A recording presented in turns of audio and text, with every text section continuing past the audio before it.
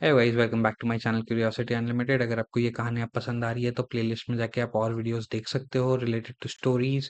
और अगर आपको ये वीडियो पसंद आता है तो प्लीज़ वीडियो को लाइक कर देना, चैनल को सब्सक्राइब कर देना, कमेंट बॉक्स में जाके पिन कमेंट के नीचे अपने व्यूज़ ज़रूर देना।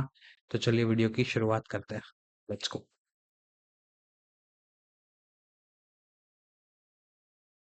तो आज की कहानी है एक ऐसे बच्चे की जिसका शरीर तो बड़ा विकृत था, लेकिन उसकी बुद्धि पवित्र। उस पर लोग हंसते थे, लेकिन उसकी वाणी सुनकर जब वो बोलता था, बड़े बड़े राजा भी झुक जाते थे।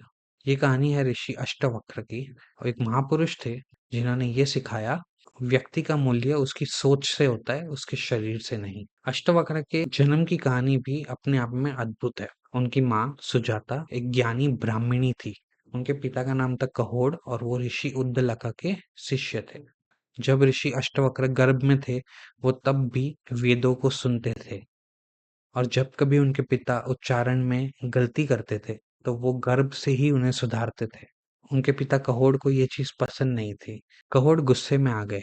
उन्होंने कहा, गर्भ में रहकर भी मुझे सिखा रहा है। इस बात ने उनको इतना गुस्सा दिलाया कि उन्होंने अपने ही बेटे को श्राप दे दिया। उन्होंने ये श्राप दिया, जब तू पैदा होगा तब तू 8 जगह से वक्रित होगा।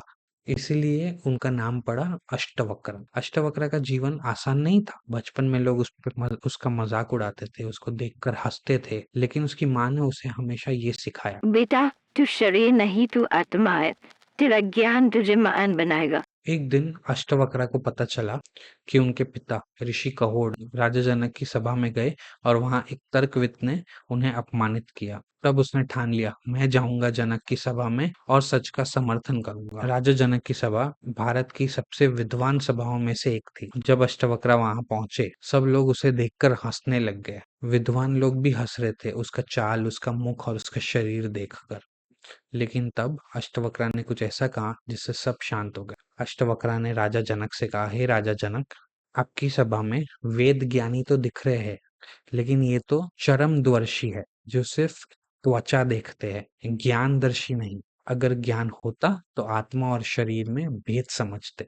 ये सुनकर सभी विद्वान चुप हो गए। राजा जनक ने तुरंत अष्टवक्रा से माफी मांगी और कहा, तुम्हारे अंदर जो दृष्टि है वही सच्चा ज्ञान है। जनक ने अष्टवक्रा से प्रश्न किया, मुझे सिखाइए, मैं कैसे मोक्ष प्राप्त कर सकता हूँ। तब अष्टवक्रा ने एक ऐसा उपदेश दिया जिसे हम अष्टवक्र गीता कहते हैं। इस ग्रंथ में उन्होंने कहा है, मोक्ष पाने के लिए शरीर, धर्म, कर्म या व्रत का आश्रय मत लो। अपने को देह नहीं, आत्मा समझो, तुम मुक्त हो जाओगे। तू शुद्धि है, तू मुक्त है, तू ही ब्राह्मण है। जिस दिन तुम ये समझ जाते हो कि तुम शरीर नहीं हो, ना तुम जन्म लेते हो, ना तुम मरते हो, तब तुम वास्तव में मुक्त हो जाते हो। उनका ज्ञान सिर्फ शब्दों में नहीं था, उसमें अनुभव की गहराई थी। अष्टवक्र की कहानी हमें सिखाती है, ना रूप ना आकार, इंसान की असली पहचान उसका ज्ञान होता है। जिंदगी में जब लोग तुम्हारा मजाक बनाए,